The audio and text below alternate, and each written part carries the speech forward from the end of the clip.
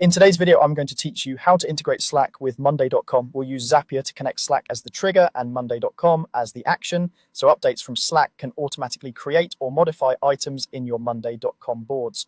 This is great for turning messages or mentions into structured tasks without manual copying. Start by heading to zapier.com and signing into your account.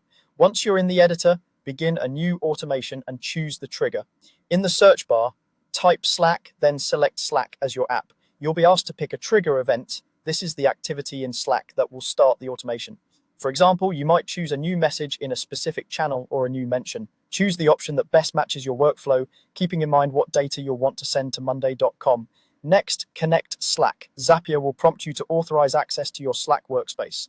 Make sure you're connecting the correct workspace and that you have permission to access the channels you plan to use. After authorizing, click Continue and run a test trigger. If Zapier can't find recent activity, post a quick sample message in the channel you selected, then try again. This sample will help you map fields later. Now move on to the action step. Click Action, search for Monday.com and select it. Choose your action event, such as creating an item or updating an existing item. This defines what Monday.com will do when your Slack trigger fires. Sign into your Monday.com account when prompted and approve the connection. Click Continue to configure the action. Here, select the target board and, if applicable, the group within that board. You'll see fields you can map from Slack to Monday.com like message text, sender name, and links.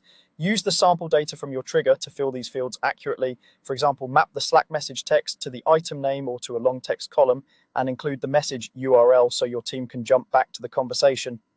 If your board has required columns, be sure to provide values for those. When everything looks good, click Test to send a live sample to Monday.com. Check your board to confirm the item appears with the correct details. If something isn't right, adjust your field mapping or permissions and test again. Once the test looks perfect, your Slack to Monday.com connection is ready for use, helping you capture important conversations and keep your project boards up to date automatically.